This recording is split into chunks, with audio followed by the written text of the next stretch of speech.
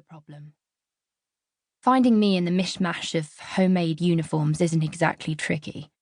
Most of the blazers might have worn out a generation back, but people still make an effort.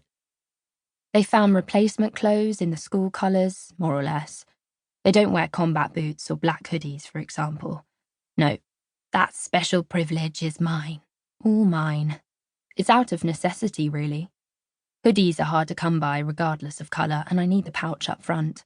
Without something to tuck my arm into, it kind of hangs there getting caught on stuff. Genuine health risk, I tell them. Honestly.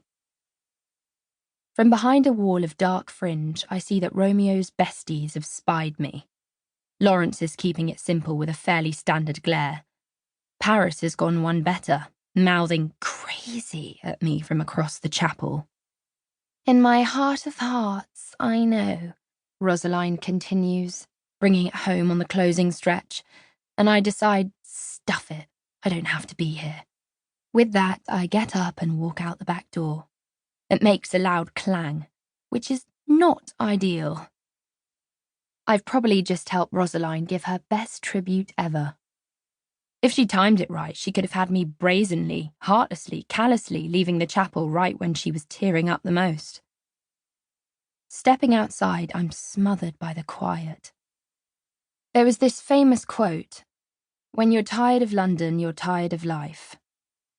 Now the poor old place is dead as my arm, all sleeping and still. There are no planes in the sky or sounds of trains in the background. There's no hubbub or buzz or din of commuter traffic like I've read about in books. And it's not just the silence either. The vista's equally wasted. Everywhere I look, there's nothing but yesteryear gloom. Crumbling mansions covered in bird poo, invaded by overgrown grass. Rust and cracks and fallen down heaps, things that will never work again. Not that we let that stop us. Hell no. We fill dark fridges with canned food, hang corpse TVs on walls and wipe down can't-be-used microwaves. We cover our coffee tables in glossy magazines that advertise a world long gone and talk about things like careers in the present tense. It's a performance, except without an audience, or a point. In the distance, I can see the skyline of the city, and even that's muted, like a theatre set covered in dust. I've lived here my whole life, but I'll never get used to the ghost town feeling.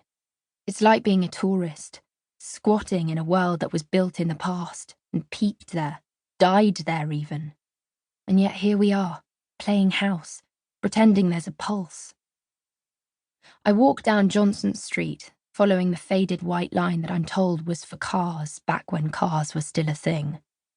I always take Johnson because Johnson's always empty, probably on account of the rooster. It's not really a rooster. It's a time travel pod, melded to an elm tree. But when pods appear from the past in places that aren't empty, it can make for some serious weirdness. The one on Johnson is this mess of metal and tree trunk that kind of resembles a giant head. That's not the rooster part. I guess the traveller who was inside at the time got rearranged so bad, their bones all jut out the top. It looks like that thing on top of a rooster's head. Well, I assume it does, from what I've read. I've never actually seen a rooster. Johnson Street isn't unique or anything. There are melded pods throughout the settlement, same as everywhere. Dead time travellers are kind of a fixture these days, the whole world over. But living travellers?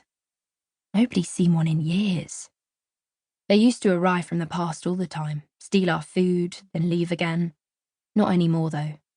I guess most of them have already jumped past this swan song moment, gone for a better future that clearly isn't there. Here at the settlement, we don't believe in leaving. That's kind of the whole point. We're the descendants of the ones who said, enough is enough. The rampant time travel has got to stop. We have to stay put, to live off what's left. Not travelling in time is everything we stand for. But if there was a pod that could send me back in time instead of just forwards, I'd take it. I'd rewind the clock, back, all the way to the moment that Romeo and I tried to kill ourselves. Because all that, oh...